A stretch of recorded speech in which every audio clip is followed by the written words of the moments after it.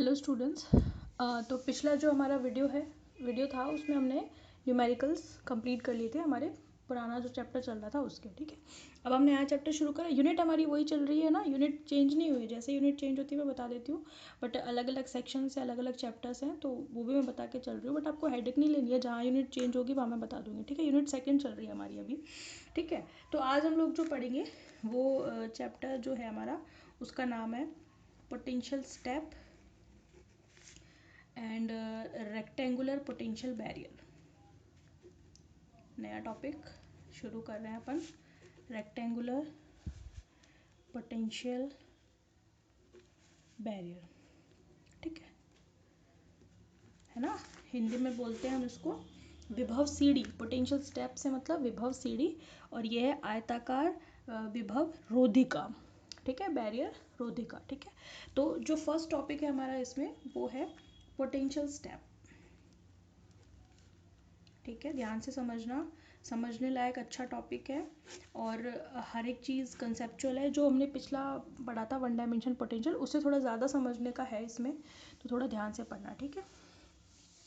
चले शुरू कर रहे हैं। पोटेंशियल स्टेप, सबसे पहले तो हम ये समझेंगे कि पोटेंशियल स्टेप या विभव सीढ़ी होती क्या है, ठीक है। जैसे हमने वन डायमेंशन बॉक्स में देखा था, वन डायमेंशन बॉक्स वो था जिसमें पार्टिकल वन डायमेंशनली एक बॉक्स के अंदर जो है बाउंड है और उसी के अंदर पार्टिकल जो है मूव कर रहा है। अब बॉक्स की बाउंड्रीज हमने अलग अलग चेंज की थी।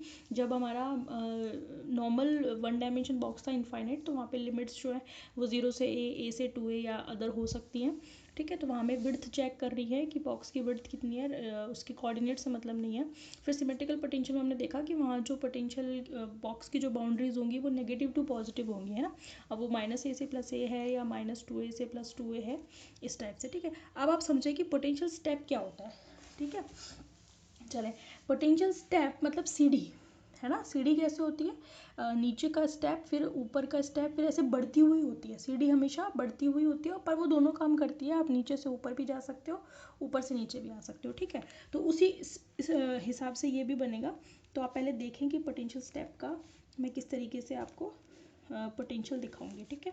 ये हमारा एक्स एक्सिस है इस डायरेक्शन में, और ये अपना जो एक्सिस है ये किसको शो कर रहा है, पोटेंशियल को, वी एक्स को, जो कि एक्स का फंक्शन है, राइट।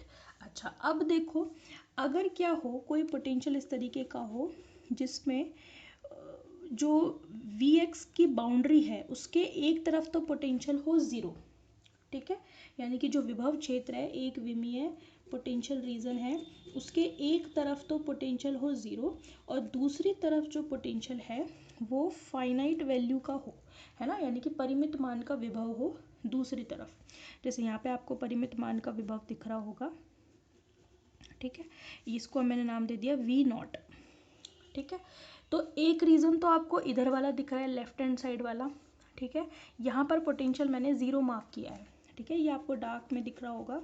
यहाँ पोटेंशियल यानी कि इस विभव की जो बाउंड्री है या पोटेंशियल की जो बाउंड्री है या पोटेंशियल जो रीजन है, उसके एक साइड पे तो पोटेंशियल 0 है और दूसरी साइड पर पोटेंशियल जो है वो परिमित मान का है या उसके पोटेंशियल की वैल्यू फाइनाइट है।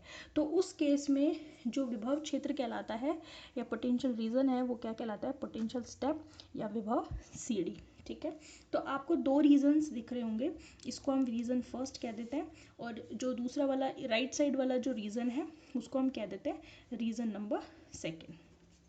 फर्स्ट रीज़न, सेकेंड रीज़न, इसमें भी अलग अलग चीज़ें पढ़ेंगे हम।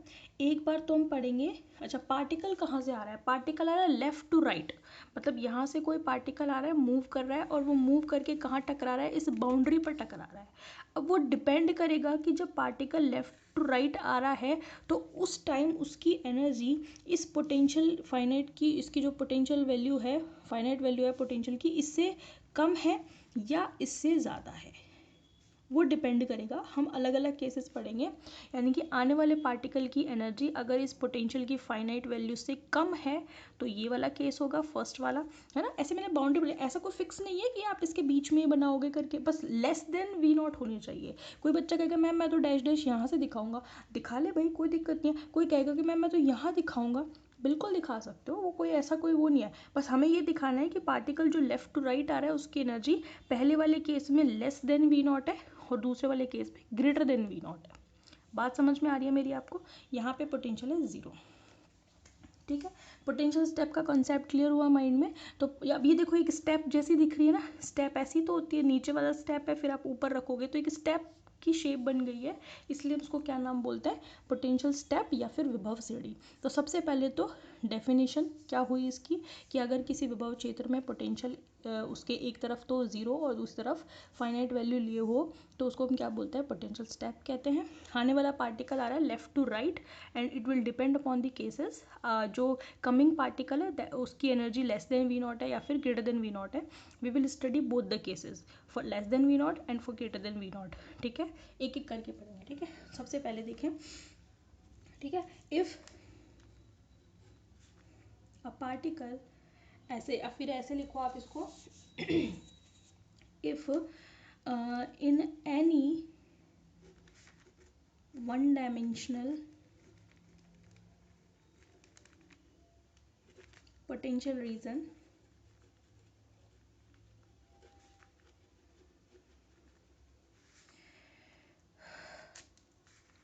potential is 0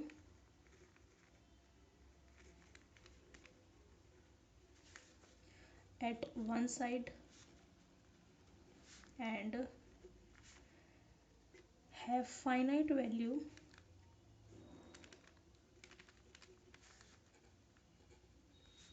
on another side, then it is known as, then this region, ऐसे लिखें, then this region is known as potential step। Hindi में क्या बोलेंगे हम इसे? हिंदी में तो बोल ही रही हूँ बार बार कि अगर किसी एक विमीय विभव क्षेत्र में उसके एक तरफ विभव 0 और दूसरी तरफ पोटेंशियल या विभव की क्या हो? परिमित मान हो, तो ऐसे रीजन को या ऐसे क्षेत्र को क्या बोला जाता है? पोटेंशियल स्टेप या विभव सीढ़ी। ठीक है, अब इसको मैथमेटिकली कैसे शो करेंगे? मैथमेटिकली जैसे हमने उसमें किया था, किसमें? Mathematically we can represent this potential as, one dimension box में किया था। यहाँ पर पोटेंशियल वी एक्स की वैल्यू 0 है, कब? जब एक्स की वैल्यू लेस देन 0 है। ये एक्स का ही तो रीज़न है पूरा। जब एक्स की वैल्यू लेस देन 0 है तो ये वाला रीज़न है, ग्रेटर देन 0 है तो ये वाला रीज़न है। तो जब एक्स लेस देन 0 है पोटेंशियल 0 है, जब एक्स ग्रेटर देन 0 है तो पोटेंशियल क्या होगा? V naught. ये आपको खुद से भी आना चाहिए, है ना? तो अगर मैंने कहा मैथमेटिकली तो आपके दिमाग में आना चाहिए कि मैं वीडियो को पॉज करूँ और मैं देखूँ कि मैं क्या लिखूँगा इसको मैथमेटिकली, क्योंकि उससे पता चलता है कि आपको कितना समझ में आ रहा है। ठीक है, आपका खुद का एनालिसिस खुद ही हो जाता है। ठीक है, तो ये थोड़ा होना चाहिए अपने दिमाग में कि हाँ मैं करूँ, इसको खुद से करके देखता हूँ। ठीक है, तो जब तक ये चीज़ नहीं होगी ना तो आप सीख नहीं पाओगे। हम तो अपना पूरा कर देते हैं, 100% देते हैं, पर बच्चा तभी मैक्सिमम सीखता है जब वो उसमें सीखने का हो। आप साइकोलॉजी पढ़ते हो ना, तो जब तक आपका अंदर से नहीं आएगा ना कि हाँ भाई मुझे खुद से करना है, तब तक नहीं होगा, है ना? बाकी तो हम समझा ही रहे हैं। खैर चलें चलें, अब आगे मैं देखती हूँ। तो ये तो रीज़न कौन सा हो गया? दिस इज़ रीज़न फर्स्ट, ये तो क्षेत्र पहला वाला हो गया, और दूसरा है आपका रीज़न सेकेंड। बात समझ में आ गई? ठीक है, अब देखें, let us consider a particle of mass small m of energy capital E is coming from LHS, ठीक है, coming from LHS and moving along x axis, यानी कि एक कण है स्मॉल m द्रव्यमान का, और वो कहाँ से आ रहा है? बाईं तरफ से आ रहा है, उसका द्रव्यमान m है, एनर्जी E है, और वो क्या कर रहा है? x अक्ष के समांतर गति कर रहा है। ठीक है, मूविंग अलॉन्ग x एक्सिस। ठीक है, आगे देखिए, this particle collide with the boundary of V naught as shown in the diagram।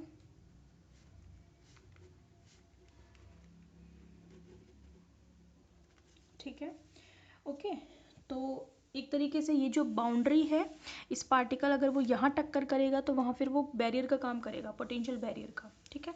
हालांकि पोटेंशियल बैरियर एक अलग से टॉपिक है और वहाँ देखेंगे बैरियर इस तरीके का नहीं होगा, वो एक प्रॉपर बैरियर होगा, वो पूरे पार्टिकल के लिए, चाहे वो इस रीजन में टक्कर करे चाहे वो इस रीजन में टक्कर करे, दोनों के लिए बैरियर का काम करेगा। बट यहाँ पर अगर हम फर्स्ट रीजन के लिए देखें, अगर पार्टिकल नीचे से आ रहा है, लेस देन वी नॉट है, फर्स्ट केस है, तो पार्टिकल अगर इससे टक्कर करेगा तो यहाँ पर ये जो वी नॉट है, ये बाउंड्री जो है, ये किसका काम करेगी, बैरियर का काम करेगी, ठीक है। बाकी कंफ्यूज नहीं होना, मैंने ऐसे ही बता दिया, ठीक है। चलें, अब जो पार्टिकल है अकॉर्डिंग टू क्वांटम मैकेनिकली जो है उसकी इक्वेशन क्या होगी, मतलब श्रोडिंगर इक्वेशन हम यूज़ करके चलते हैं, ठीक है। तो सबसे पहले जो पार्टिकल है उसको, उसके लिए श्रोडिंगर इक्वेशन कौन सी होगी, time independent. Therefore to solve this problem we use time independent Schrodinger equation। since time independent ही क्यों, since potential doesn't depend upon time, potential Vx does not depend upon time, है ना।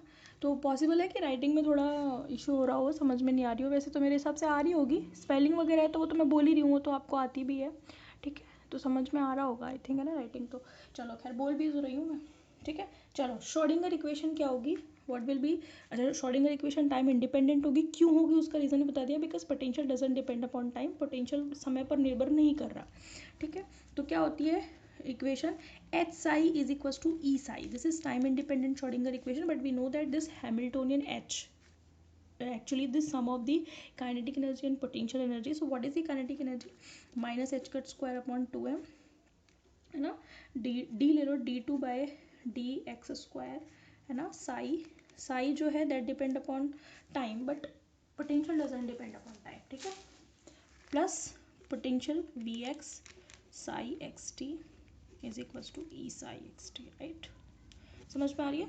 तो ये जो minus H cut square D two by D X square, ये P square upon 2m है, P square upon 2m is kinetic energy and V X is potential energy, you all know very well, ठीक है। चलो आगे चलते हैं। अब जो विभव है वो टाइम पर डिपेंड नहीं कर रहा, but this function depends upon time, ठीक है। So what will be this function, ठीक है, हम लिखेंगे the wave function for this particle will be as, ठीक है, फॉर ई एनर्जी पार्टिकल के लिए क्या होगा, psi x t is equal to psi x e की power minus j e t, ये जे जो है √-1 है, पता है आपको पहले से, ठीक है। तो जहाँ जहाँ जे यूज़ करूँगी वो अलग से कोई जे नहीं है, j is the complex quantity and this plays a role as iota, ठीक है, आयोटा जैसा ही है, ठीक है। अच्छा अब आप सोचोगे कि ये कैसे आया, तो भाई ये चेक किया हुआ है, हम ये जानते हैं कि अगर ये साई एक्स टी है तो ये इस इक्वेशन को क्या करेगा, सेटिस्फाई करेगा। आप यहाँ पे रख के देख लेना, ठीक है, यानी कि आप एल एच एस में इधर इसको रखोगे तो आपको आर एच एस मिल जाएगा, बात समझ में आ गई। आप चेक कर सकते हैं इसको कि कैसे ये ही फंक्शन मैंने इसको सेलेक्ट किया है, कोई और क्यों नहीं लिया, और भी पॉसिबल हैं जो इस इक्वेशन को सेटिस्फाई करें, हमारी जो रिक्वायरमेंट है उसके हिसाब से हमने ये ले लिया। आप इसे चेक कर लेना, यहाँ पे डिफरेंशिएट कर लेना, आपको यही मिलेगा जो इक्वेशन है, ठीक है, सेटिस्फाई करेगी मतलब इक्वेशन, ठीक है भाई। चलें, अब आपकी जो टाइम इंडिपेंडेंट श्रोडिंगर इक्वेशन है वो आपकी इस तरीके से आ जाएगी, ठीक है। चलें आगे देखें, अब हम क्या करेंगे, श्रोडिंगर इक्वेशन को सॉल्व करेंगे, है ना, सॉल्यूशन ऑफ श्रोडिंगर इक्वेशन, ठीक है। अब वो दो केसेस के लिए होगी, for two cases, case first कौन सा होगा, E is less than V naught, first case कौन सा है, जब पार्टिकल किस तरीके से मूव कर रहा है, फर्स्ट रीजन में मूव कर रहा है, आ रहा है लेफ्ट टू राइट, बट इस तरीके से आ रहा है कि उस पार्टिकल की एनर्जी इस पोटेंशियल की फाइनाइट वैल्यू से कम है, ठीक है, यानी कि लेस देन वी नॉट है, ठीक है। अच्छा हम जानते हैं, अच्छा लेस देन वी नॉट को भी हम दोनों केसेस के लिए करेंगे जब रीज़न 1 है और रीज़न 2 है, ठीक है। फिर हम ग्रेटर देन 0 के लिए रीज़न 1 और रीज़न 2 दोनों में करेंगे, ठीक है। तो फॉर रीज़न फर्स्ट जो है हमारा वी एक्स की वैल्यू क्या है 0, ये देखो ना रीज़न फर्स्ट में वी एक्स की वैल्यू क्या है 0 है, तो श्रोडिंगर इक्वेशन क्या बनेगी, तो कोई दिक्कत ही नहीं आती भाई श्रोडिंगर इक्वेशन में minus H cut square upon 2m d2/dx² है ना, साई पोटेंशियल तो हो गया 0 is equal to E Sai, है ना। फिर आप इसको इधर लेकर जाते हो, फिर इधर लेकर आते हो, LHS में लेकर आते हो, तो आपकी इक्वेशन क्या बनती है d2 साई/dx² plus 2me/h² psi is equal to 0, फिर आप इसको k मानते हो, ये याद है ना आपको, तो d2 साई/dx² k² psi is equal to 0, this is the equation where k² is equal to what 2me/h²। We all know very well, यहाँ तक का तो हमें कोई दिक्कत ही नहीं, हम जानते हैं कि जब पोटेंशियल 0 होता है तो कोई इशू ही नहीं होता। अब इसको मैं क्या करती हूँ, फर्स्ट मान देती हूँ, है ना, first, this is for first region, so this function is for first region. Solution क्या आएगा, सोल्यूशन आएगा साई फर्स्ट, हम जानते हैं ऐसी इक्वेशन का सोल्यूशन कैसे लिखते हैं, ई की पावर आयोटा जे के एक्स प्लस बी ई की पावर माइनस आयोटा जे के एक्स। ये मैं कई बार सॉल्व करवा चुकी हूँ, आप इसको इजीली सॉल्व कर सकते हो। ए और बी, यहाँ पर A and B are constants, इनकी वैल्यू हम फाइंड आउट करेंगे, ठीक है। तो अब इनमें भी इनके क्या मतलब है ए और बी का, what is the physical meaning of this solution, जिसको हम करेंगे नेक्स्ट वीडियो में डिस्क्राइब, ठीक है भाई। तो इस तरीके से आपका पोटेंशियल स्टेप स्टार्ट हो गया है ना। कल हम जो है इसको देखेंगे, इसका क्या मतलब है, ए और बी कोफिशिएंट किस चीज़ को डिनोट करते हैं, और फिर हम देखेंगे कि जो इसका रीज़न सेकंड है, अभी तो फर्स्ट केस में रीज़न फर्स्ट के लिए मैंने इक्वेशन लिखी है, फिर हम रीज़न सेकंड पर चलेंगे, ठीक है। वो थोड़ा सा आपको उसमें अपन को टाइम लगेगा उसमें, फिर देन हम सेकंड केस के लिए, है ना, ग्रेटर देन 0 के लिए, ग्रेटर देन v0 के लिए, फिर उसमें रीज़न फर्स्ट और सेकंड, ओके। चलो ओके, थैंक यू।